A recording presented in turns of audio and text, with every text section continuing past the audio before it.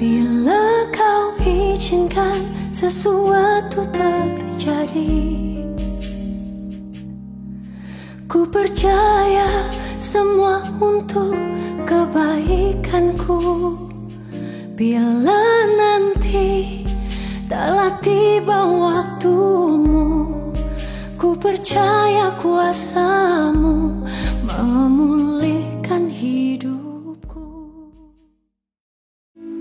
Halo semuanya, shalom. Semoga tetap sehat ya. Walaupun kita semua gak bisa ketemu satu dengan yang lainnya, kita tetap harus bersyukur kita akan ada dalam ibadah GP, GPIB, Bethel, ibadah online dengan format KFM.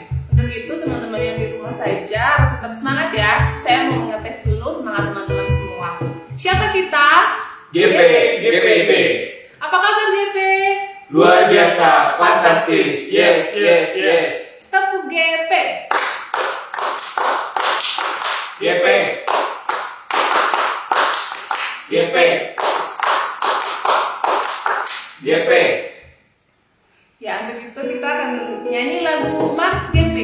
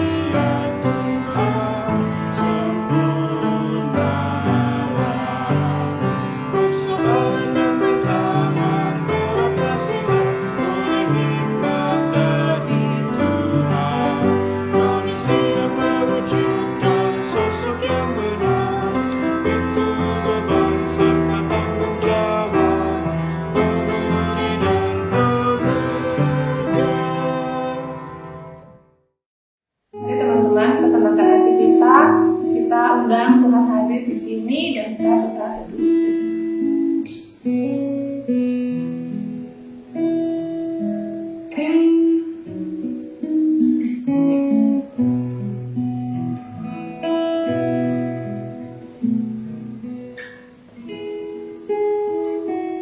Mari kita berdoa. Ada lagi ungkapan syukur yang kami naikkan kepadamu ya Tuhan ya Allah kami. Kami bersyukur untuk setiap hal yang boleh Kau izinkan kami lalui, kami lewati. Kami mengucap syukur untuk nafas kehidupan yang sampai sekarang kami telah Tuhan. Untuk Kau sangat mengasihi dan mencintai kami. Bapa dalam nama Yesus, di saat ini Tuhan, kami akan melakukan ibadah online di PDP Bethel. Ya Tuhan, kiranya Engkau hadir di sini, Engkau kuasai hati dan pikiran kami. Roh Kudus meninggal dalam hati dan pikiran kami, agar kami fokus untuk Tuhan, motivasi kami untuk memuliakan nama Tuhan. Dan walaupun kami tidak bisa bertemu satu dengan yang lainnya, kami yang di kosan, kami yang di kamar kami yang di rumah kami mohon Tuhan hadir dalam ibadah ini. Untuk itu Tuhan, ibadah yang kami laksanakan dari permulaan pertengahan hingga pada akhirnya, kiranya mau jadi dalam nama Allah Bapa, Anak Yesus Kristus, dan dituntun oleh Roh Kuasa Roh Allah yang kudus. Berkatilah ibadah ini ya Tuhan, haleluya, amin. Ya teman-teman, kita akan menyanyi dari Kidung Jemaat nomor 353, Sungguh Lembut Tuhan Yesus. Tuhan Yesus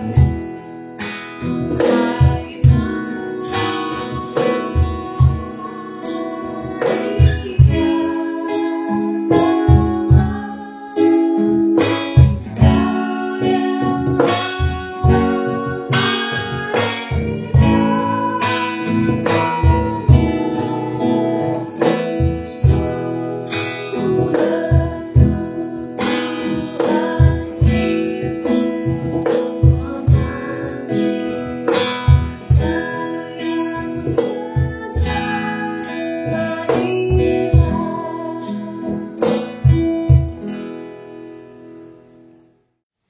teman-teman, sekarang kita akan mendengarkan kesaksian dari teman kita, Tanjung. Shalom teman-teman GP, bagaimana kabarnya hari ini? Saya harap semuanya dalam keadaan sehat ya. Pada kesempatan hari ini saya akan membagikan sedikit berkat. Jadi selama beberapa bulan kemarin saya mengalami pergumulan. Jadi saya ditetapkan sebagai status ODP karena saya waktu bulan Februari itu melaksanakan pendidikan kejuruan di Megamendung Bogor, dan kemudian juga waktu weekend saya jalan ke Jakarta. Jadi riwayat perjalanan saya itu Bogor, Jakarta, Bandung. Setelah itu setelah saya ODP, akhirnya saya diisolasi di salah satu rumah sakit, dan setelah itu saya menjalani rangkaian tes dari ambil darah, swab, terus rapid test juga. Puji Tuhan hasil rapid testnya itu negatif, tapi setelah mengetahui hasil swabnya itu ternyata hasil saya positif. Ya pertamanya sih saya shock, takut, sedih juga, karena saya nggak nyangka kalau saya itu hasil swabnya bisa positif, karena saya tidak merasakan gejala apapun selama pulang dari Bogor itu sampai bulan Maret sampai akhir, sampai awal April, bahkan sampai saya isolasi, saya pun tidak mengalami apa-apa, tidak merasakan gejala apa-apa gitu. Jadi saya ini termasuk orang tanpa gejala. Jadi saya diisolasi di rumah sakit itu selama 39 hari dan menjalani 3 kali swab. Puji Tuhan hasil 2 swab terakhir saya itu negatif. Jadi cukup banyak sih pergumulan yang saya rasakan waktu saya diisolasi, karena cukup lama ya, 39 hari di rumah sakit, di suatu ruangan, kita nggak bisa kemana-mana, nggak bebas beraktivitas, jadi cuma bisa makan, tidur, minum obat, nonton, itu aja sih yang kita laksanain. Awalnya memang rasanya itu bingung ya, bosen, apalagi yang di rumah aja bisa bosen, bingung mau ngapain ya, apalagi saya cuma di suatu ruangan rumah sakit kecil, nggak bisa ngapain-ngapain, nggak bisa kemana-mana, jadi ya bosen banget. Tapi puji Tuhan saya selama di sana saya mendapatkan dukungan, mendapatkan semangat, motivasi dari perawat, dari dokter, dari orang tua, dari teman-teman saya terdekat juga. Jadi saya tidak merasa sendiri seperti itu. Dan juga saya merasa bersyukur karena saya mendapat penanganan yang baik dari para perawat, dari dokter-dokter yang ada di sana. Bayangkan orang-orang lain juga yang sama seperti saya tapi tidak mendapatkan perawatan yang intensif, pasti kan seperti tidak merasa diperhatikan. Tapi puji Tuhan selama saya di sana saya benar-benar sangat diperhatikan, sangat dirawat dengan baik pokoknya.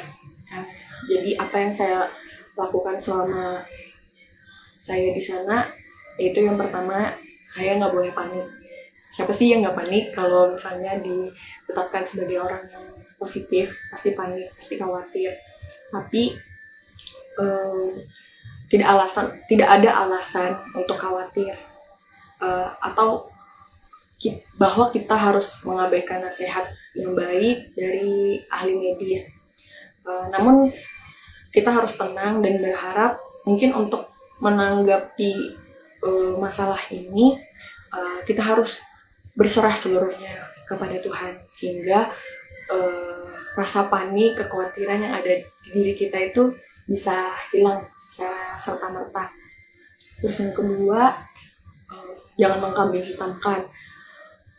Kita mengatakan bahwa virus ini dari Cina, tapi apakah kita harus mengkambing hitamkan tersebut? Saya aja orang yang sehat di luar baik-baik aja bisa terkena seperti itu. Jadi kita tidak boleh menyalahkan orang atau mengkambing hitamkan sesuatu karena penyakit itu dibawa dari sana. Setiap orang bisa bisa mengalami, bisa mendapatkan penyakit tersebut. Tapi bagaimana cara kita menyikapi dengan hal tersebut? Apakah kita harus bersyukur? Kalau saya sih, saya juga tetap merasa bersyukur karena mungkin ini salah satu cara Tuhan biar saya bisa istirahat dari rutinitas saya dan lebih mendekatkan diri kepada Tuhan, lebih intens dalam berdoa, dalam beribadah kepada Tuhan, seperti itu. Dan yang ketiga yang saya lakukan yaitu senantiasa berdoa. Keluarga saya terutama itu sangat khawatir terhadap keadaan saya karena mereka merasa kasihan karena saya harus diisolasi sendiri, tidak ada yang jengukin, tidak ada yang bisa datangin, jadi cuman bisa via video call aja. Tapi saya bersyukur karena keluarga saya, teman-teman saya, orang terdekat saya itu peduli terhadap saya dan mau mendoakan saya di sana supaya saya tetap kuat, tetap tegar untuk melewati masa-masa isolasi tersebut.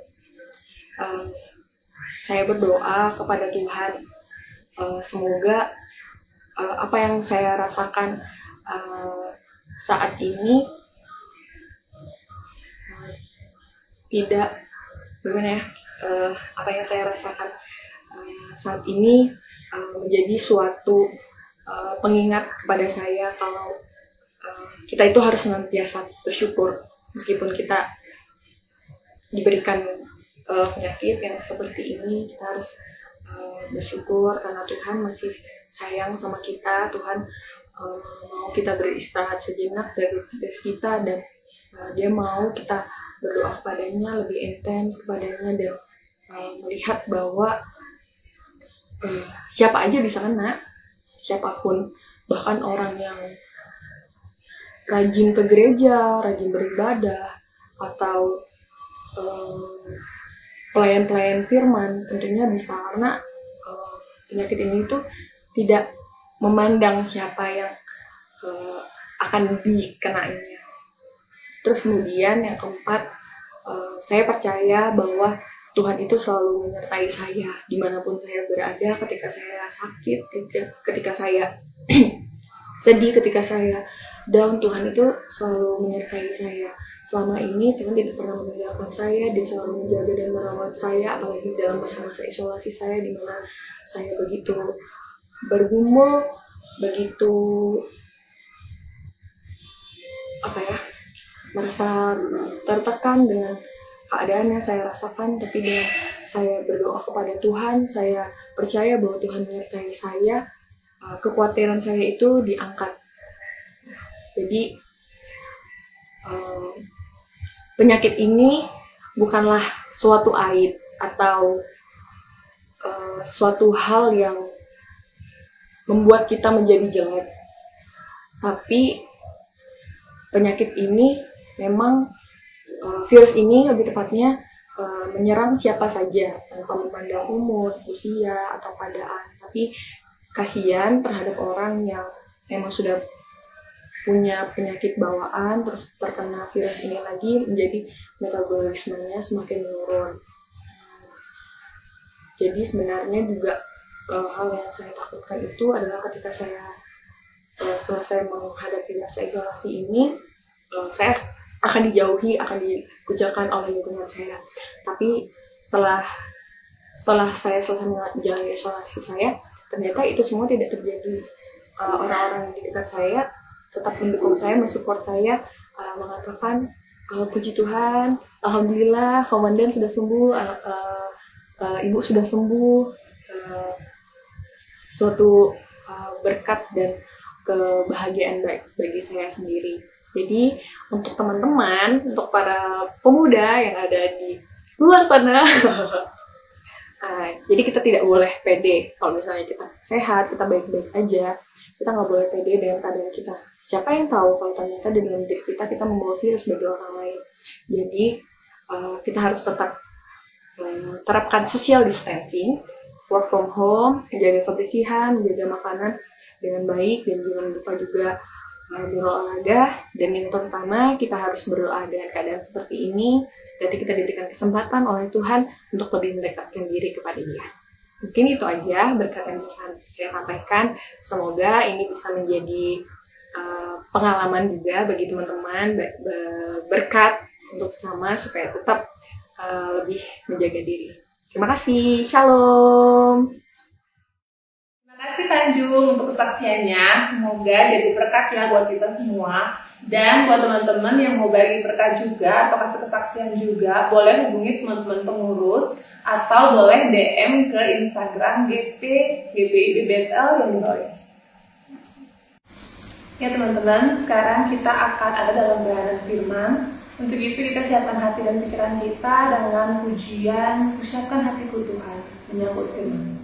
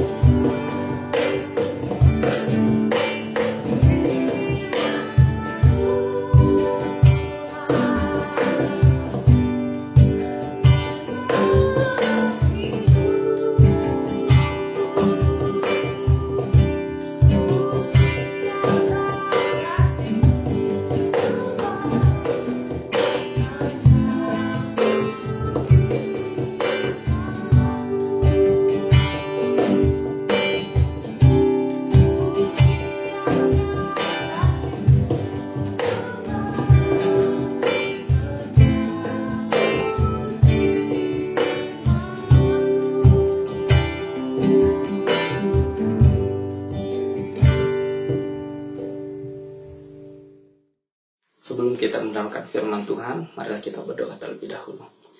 Bapa, kami ucap syukur Tuhan untuk penyertaan-Mu Tuhan buat kami semua Tuhan. Sebentar kami akan mendengarkan firman-Mu, biarpun kami melakukannya secara online ini, tapi kami akan percaya Engkau tetap dapat hadir di tengah-tengah kami. Kami ingin mengundang Engkau terus Tuhan di dalam hati kami. Biarlah kami dapat fokus terhadap firman-Mu. Kami siap untuk mendengarkan firman-Mu. Di dalam nama Tuhan Yesus kami berdoa dan mengucap syukur. Amin.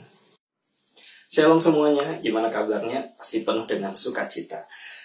Oke, untuk saat ini kita akan memulai firman Tuhan. Tema yang sungguh luar biasa pada ibadah saat ini, yaitulah waktu yang tepat. Kita tahu di mana kita saat ini sedang mengalami pandemi virus corona.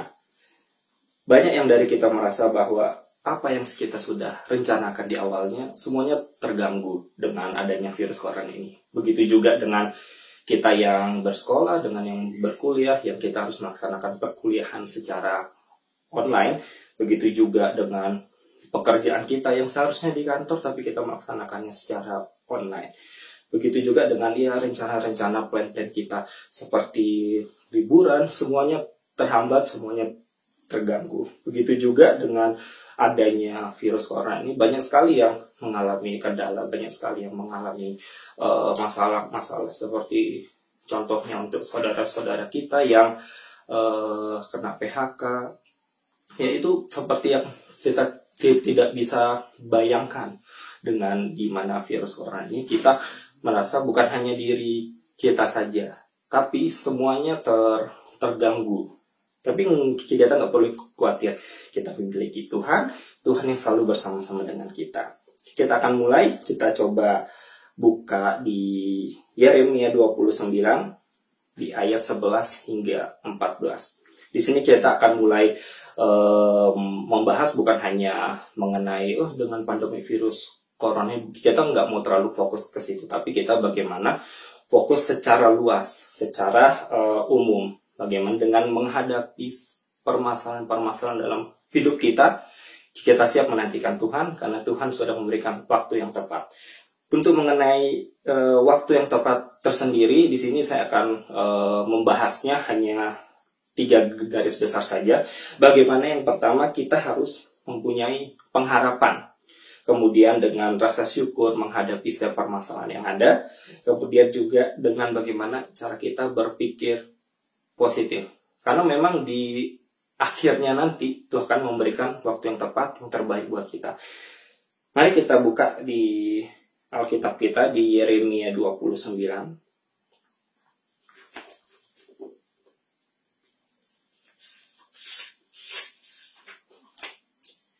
Yeremia 29 ayatnya yang ke-10 hingga yang ke-14. Di sini kalau kita lihat bagaimana judul perikopnya di pasal 29, surat kiriman kepada orang-orang buangan di Babel. Bagaimana di sini diceritakan umat-umat pilihan Tuhan berada di kebongan di Babel, bagaimana mereka mengalami suatu penderitaan yang hebat ya di sini. Kita coba baca mulai dari ayat yang ke-10. Sebab beginilah firman Tuhan. Apabila telah genap 70 tahun bagi Babel, barulah aku memperhatikan kamu. Aku akan menepati janjiku itu kepadamu dengan mengembalikan kamu ke tempat ini. Ayat yang ke-11. Sebab aku ini mengetahui rancangan-rancangan apa yang ada padaku mengenai kamu. Demikianlah firman Tuhan, yaitu rancangan damai sejahtera dan bukan rancangan kecelakaan, untuk memberikan kepadamu hari depan yang penuh harapan. Jadi di poin pertama, kita membahas bagaimana kita harus punya pengharapan. Biarpun kita di tengah-tengah permasalahan, di tengah-tengah pergumulan hidup kita yang sangat berat, tapi kita harus tahu di firman Tuhan sudah jelas difirmankan, sebab aku mengetahui rancangan-rancangan apa yang ada padaku mengenai kamu, yaitu rancangan damai sejahtera, bukan rancangan kecelakaan, bahkan memberikan kepada kita hari depan yang penuh pengharapan. Oke, kita mungkin berpikir di saat ini, bukan hanya di tengah-tengah pandemi virus corona, tapi ada juga beberapa masalah yang kita hadapi di dalam hidup kita. Kita berpikir, Tuhan kenapa sih Tuhan membiarkan kita hidup di suatu permasalahan yang berat, di suatu permasalahan yang harus kita hadapi? Itu kenapa sih Tuhan? Kalau kita lihat kembali, Tuhan tuh mau melihat kita. Tuhan itu mau menunjukkan di balik di setiap permasalahan yang ada harapan yang Tuhan mau berikan kepada kita. Dan harapan itu bukan harapan yang mendatangkan kita kepada kecelakaan, tapi suatu harapan yang damai sejahtera. Kita lanjut di ayat yang ke-12-nya. Dan apabila kamu berseru dan datang untuk berdoa kepadaku, maka aku akan mendengarkan kamu. Jadi Tuhan mau mengajarkan kita, kita datang kepada Tuhan, kita berseru kepada Tuhan, kita berdoa kepada Tuhan, maka Tuhan akan mendengarkan kita. Jadi di setiap kita menghadapi suatu permasalahan, jangan kita cari jalan keluarnya itu dengan hal-hal yang lain, hal-hal yang bahkan dapat merugikan diri kita sendiri. Tuhan bilang, datanglah kepadaku, berdoalah kepadaku, maka aku akan mendengarkan kamu. Jadi ketika kita menghadapi suatu permasalahan apapun itu, baik besar atau kecil, kita datanglah kepada Tuhan. Kita berdoa kepada Tuhan. Tuhan akan mendengarkan kita. Kita lanjut di ayat yang ke-13. Dan apabila kamu mencari aku, kamu akan menemukan aku. Apabila kamu menanyakan aku dengan segenap hati, aku akan memberi kamu menemukan aku. Demikianlah firman Tuhan. Dan aku akan memulihkan keadaanmu dan akan mengumpulkan kamu dari antara segala bangsa dan dari segala tempat kemana kamu telah kucerai-beraikan. Demikianlah firman Tuhan. Dan aku akan mengembalikan kamu ke tempat yang dari mana aku telah membuang kamu. Jadi sini sudah jelas, ketika kita datang kepada Tuhan, Tuhan akan mendengarkan kita. Ketika kita mencari Dia, kita akan menemukan Dia. Dan ketika kamu menanyakan Tuhan dengan segenap hati, Tuhan akan memberikan jalan solusi. Dan jalan solusi itulah jalan yang terbaik. Oleh karena itu, biarpun kita menghadapi suatu permasalahan yang sangat besar, yang terus-menerus kita hadapi dalam diri kita, ingat, kita masih memiliki pengharapan. Kita punya pengharapan, yaitu di dalam Yesus Kristus. Kemudian yang kedua, yaitu dengan memilikinya rasa bersyukur. Jadi di sini rasa bersyukur berarti mengamini semua anugerah yang sudah diberikan oleh Tuhan, baik senang maupun susah. Jadi kita itu ketika kita mengucap syukur, jangan hanya kita mengucap syukur ketika kita mendapatkan berkat saja dari Tuhan.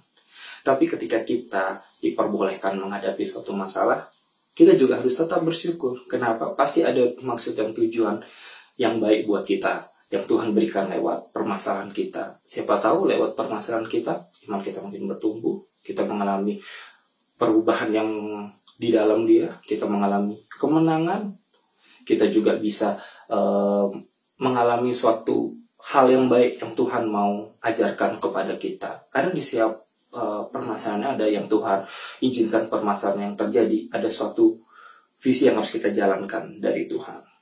Kita buka di Roma 8 ayat 28. Roma 8 ayat 28. Saya akan bacakan untuk teman-teman semua. Kita tahu sekarang bahwa Allah turut bekerja dalam segala sesuatu untuk mendatangkan kebaikan bagi mereka yang mengasihi Dia, yaitu bagi mereka yang terpanggil sesuai dengan rencana Allah. Jadi kalau kita bahas secara perlahan, di dalam ayat ini ada dikatakan bahwa Allah turut bekerja. Jadi Allah mau bekerja bersama-sama dengan kita untuk menghadapi permasalahan kita. Allah tidak mau membiarkan kita bekerja secara sendirian, tapi Allah turut bekerja. Ini adalah suatu kata turut bekerja, bagaimana pekerjaan yang dilakukan secara bersama-sama dalam segala sesuatu, dalam segala hal di sini, baik kita dalam senang maupun dalam suka, dalam duka maupun di dalam suka. Tuhan akan terus bekerja bersama-sama dengan kita. Tuhan tidak akan meninggalkan kita. Tuhan mau kita itu selalu mengandalkan Dia. Lanjut lagi, dalam segala sesuatu untuk mendatangkan kebaikan. Jadi ujung-ujungnya ketika menghadapi masalah adalah kebaikan yang dari Tuhan. Pernah nggak sih kalian menghadapi suatu permasalahan tapi ujung-ujungnya hal yang jelek buat diri kita? Kebanyakan kan enggak. Pasti adalah suatu hal kebaikan. Ya kayak contohnya ketika kalian menghadapi suatu permasalahan, bukan permasalahan sih, ketika kalian dalam studi kalian, dalam perkuliahan kalian pasti banyak menghadapi suatu persoalan. Contohnya ketika menghadapi suatu skripsi, kesulitan di dalam skripsi. Tapi ujung-ujung dari kita menghadapi kesulitan dalam skripsi tersebut seperti apa? Kita akan naik tingkat, yaitu kita akan lulus. Pernah nggak sih kalian bayangkan juga ketika kalian menghadapi skripsi, lulus apa enggak? Pasti ada rasa ketakutan di dalam diri kita. Tapi ujung-ujungnya ketika kita menghadapi skripsi, pasti juga kita akan lulus juga kan. Oleh karena itu kita balik lagi, setiap kita menghadapi suatu permasalahan, kita ingat, di setiap akhir dari permasalahan itu akan mendatangkan kebaikan buat kita sendiri. Tapi ingat lagi, ketika kita mau agar Allah turut bekerja bersama-sama dengan kita kasihilah dia terlebih dahulu, kita datang kepada dia, maka dia akan mendengarkan, dia akan datang kepada kita. Kemudian yang ketiga adalah kita harus memiliki pikiran yang positif. Kita lihat di Filipi 4 ayat 8 dan 9. Saudara-saudara, semua yang benar, semua yang mulia, semua yang adil, semua yang suci, semua yang manis, semua yang sedap didengar, semua yang disebut kebajikan dan patut dipuji, pikirkanlah semuanya itu.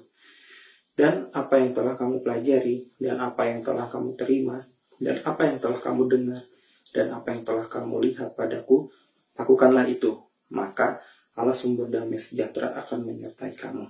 Jadi di sini dijelaskan bagaimana cara berpikir kita adalah cara berpikir yang seperti Tuhan pikirkan, cara berpikir yang positif. Jadi di setiap kita menghadapi suatu pergumulan, jadi kita itu mulailah dengan berpikiran yang positif. Jangan kita berpikir, waduh, maksud Tuhan ini seperti apa sih kok pergumulan yang saya hadapi ini sangat besar gitu, kayak seperti nggak ada solusi sama sekali. Kalau itu namanya kita berpikiran yang negatif, yang tidak ada pikiran yang membangun di dalam diri kita untuk mau berjuang di dalam pergumulan tersebut. Jadi di sini maksud dari berpikiran positif juga, kita bisa lihat, kita bisa bayangkan juga bagaimana ketika kita mulai dari berpikiran yang positif, kemudian kita lakukan lewat perbuatan kita, kemudian perbuatan yang kita lakukan secara berulang-ulang akan menimbulkan suatu kebiasaan.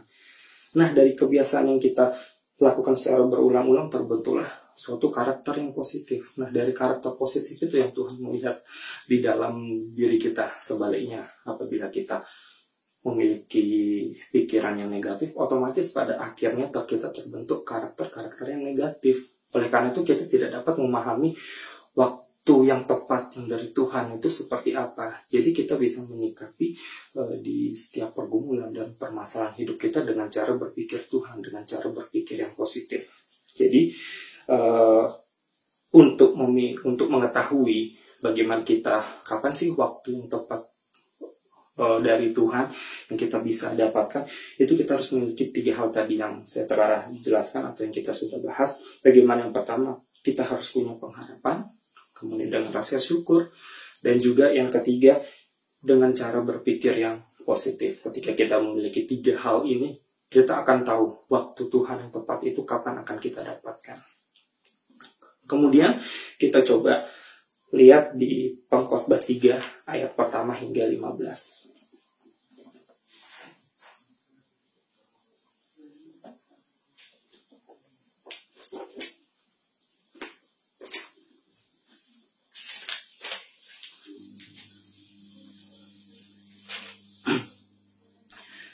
Pengkhotbah 3 ayat yang pertama hingga ke-15. Di sini dengan perikop, untuk segala sesuatu ada waktunya. Jadi kalau kita lihat, kita membaca dari semuanya, dari awal, dari yang pasal pertama hingga ke-15, untuk segala sesuatu ada masanya. Untuk apapun di bawah langit ada waktunya.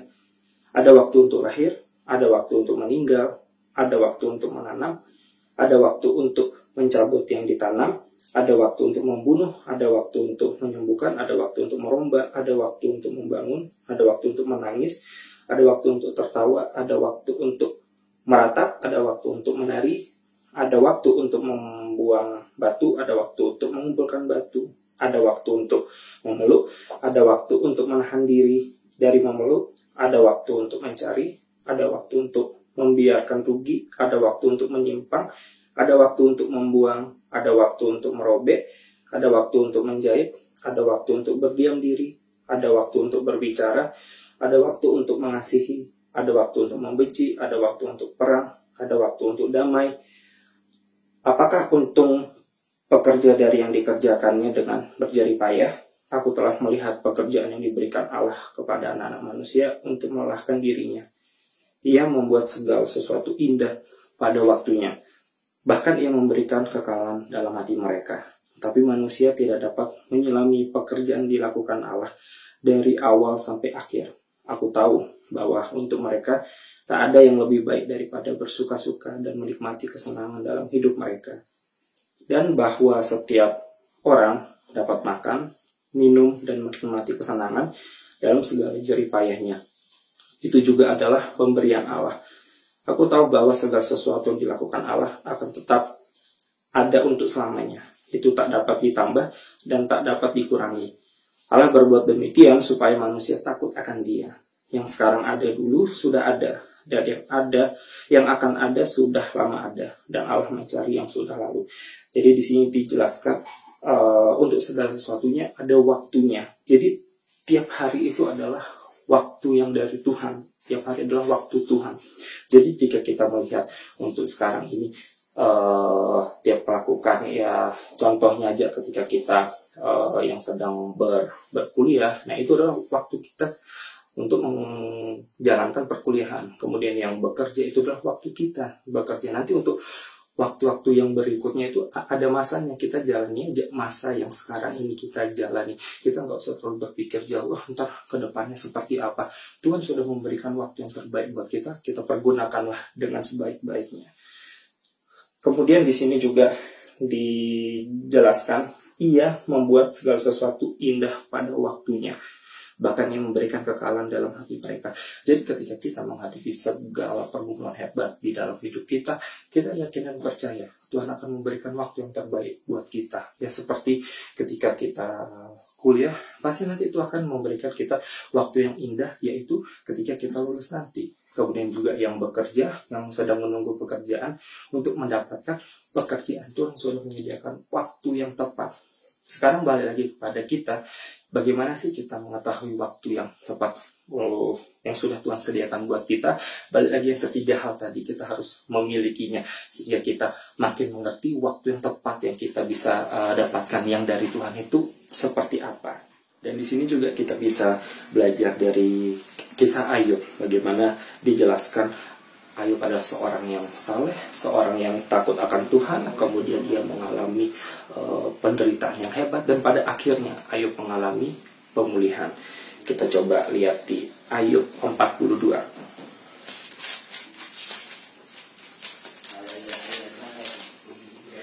Di Ayub 42, di sini kita nggak akan membacanya semuanya, tapi kita akan melihat beberapa ayat saja. Di sini kita sudah tahu, pasti semua juga teman-teman sudah tahu kisah Ayub itu seperti apa.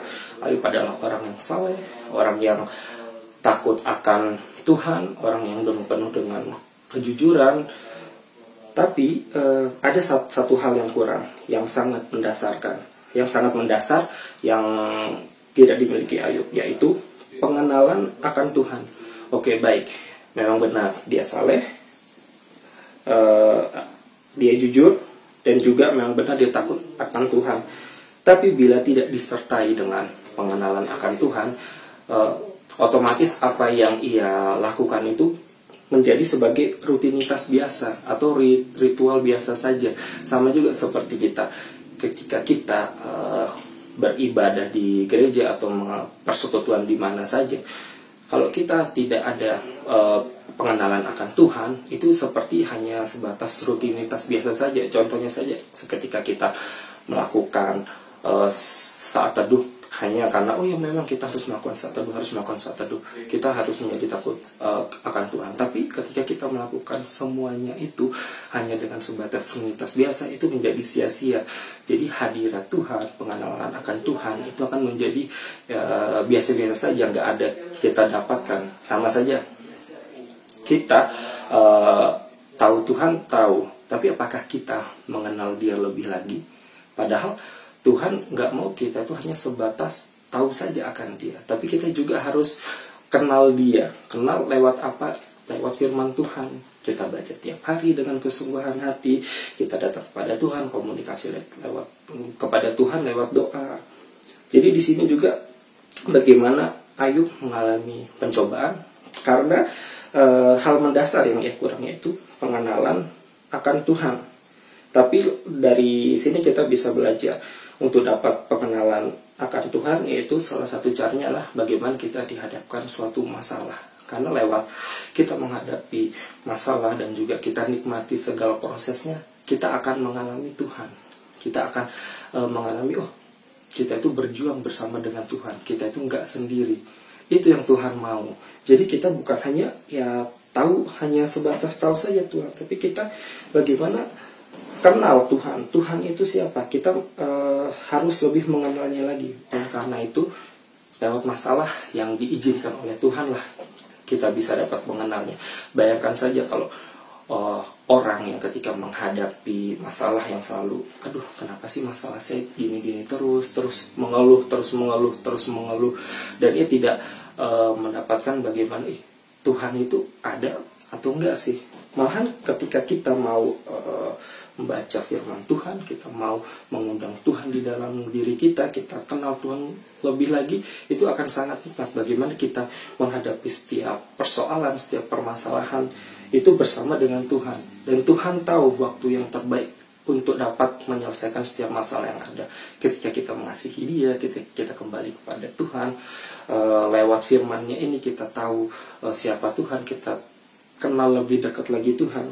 Pasti di akhirnya Tuhan akan memberikan solusi dari masalah yang kita hadapi. Tuhan akan memberikan waktu yang terbaik. Sama juga seperti Ayub. Jika kita lihat dari bagaimana permasalahan-permasalahan ia hadapi, ia tidak dia mengenal Tuhan hanya lewat temannya saja. Kita coba lihat di 42, Ayub 42 di ayat kelima, bagaimana dikatakan, hanya dari kata orang saja aku mendengar tentang Engkau. Jadi ia mendengar Tuhan hanya lewat orang lain saja, bukan dari dirinya sendiri yang mencari Tuhan itu siapa. Tetapi sekarang mataku sendiri memandang Engkau. Pada akhirnya dia tahu, dia kenal Tuhan itu siapa. Lewat apa? Lewat penderitaan, lewat pergumulan yang diizinkan Tuhan terjadi di dalam hidup Ayub. Ini adalah suatu hal yang sungguh luar biasa yang bisa kita dapatkan, yang bisa kita pelajari. Bagaimana Ayub mengenal Tuhan lewat masalah-masalah yang dihadapi oleh Ayub. Ayub siap untuk diproses lebih lagi oleh Tuhan. Supaya apa? Supaya imannya naik, supaya imannya terus bertumbuh. Dan pada akhirnya, waktu yang tepat Tuhan berikan buat Ayub untuk mengalami pemulihan. Bagaimana Ayub dipulihkan, bahkan segala sesuatu yang ia punyai sebelumnya dilipatkan ganda oleh Tuhan.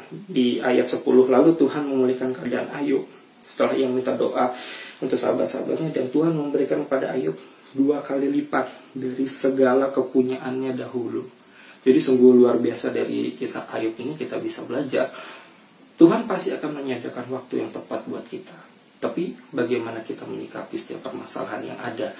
Kita itu siap nggak untuk dibentuk oleh Tuhan? Kita siap nggak lewati proses yang Tuhan mau di dalam hidup kita? Itu yang terpenting. Dan juga selain itu kita bisa juga belajar dari kisah Sarah dan juga Abraham. Bagaimana yang Sarah belum memiliki anak, belum mengandung, tapi ketika ia mengadu sama Tuhan, terus dia ada kalau kesahnya, tapi ia siap untuk diproses oleh Tuhan, dan akhirnya Tuhan menyediakan segala sesuatu baik. Waktu dari Tuhan, waktu yang terbaik, dan akhirnya ia mengandung dan melahirkan anak yang diberi nama Ishak. Dan kita juga udah tahu dari kisah Sarah dan Abraham ini bagaimana Tuhan memberikan keturunan yang sangat banyak kepada Abraham. Dan juga kita bisa belajar kembali bagaimana Tuhan mengizinkan semua terjadi dalam hidup kita, baik itu sesuatu hal yang positif di dalam hidup kita, sesuatu hal permasalahan mungkin yang kita selalu bergerutu kepada Tuhan. Kenapa sih masalah ini selalu terjadi, bahkan berulang-ulang terjadi kepada kita? Kalau kita lihat sendiri, kita menikmati setiap proses yang Tuhan izinkan kepada kita, kita siap untuk dibentuk, dan juga lewat perbuatan-perbuatan kita, seperti yang tadi kita bisa tahu bagaimana kita menghadap kepada Tuhan, pengenalan akan Tuhan dengan sungguh-sungguh, pasti pada akhirnya Tuhan akan memulihkan segala sesuatunya indah pada waktunya, dan Tuhan memberikan waktu yang tepat buat kita. Dan memang sekali benar, untuk dapat mengenal Tuhan, salah satu caranya adalah melalui masalah dalam kehidupan kita. Masalah kita baru tahu siapa Tuhan, karena di balik masalah ada sesuatu yang indah, ada mutiara yang indah di balik masalah-masalah yang kita hadapi, yang membuat kita lebih mengenal Tuhan. Biarlah mulai hari ini kita serahkan semuanya kepada Tuhan. Biarlah kita benar-benar mengalami pembenahan dari Tuhan. Kita harus mengerti, kita harus memiliki 3 hal yang tadi telah kita bahas. Bagaimana kita menyambut waktu yang tepat buat Tuhan. Kiranya firman Tuhan ini dapat memberkati teman-teman semua. Amin. Terima kasih Kak Sony untuk pelayanan firman-Nya. Dan teman-teman sekalian, untuk merespon firman Tuhan, mari sama-sama kita kirimkan pujian waktu Tuhan.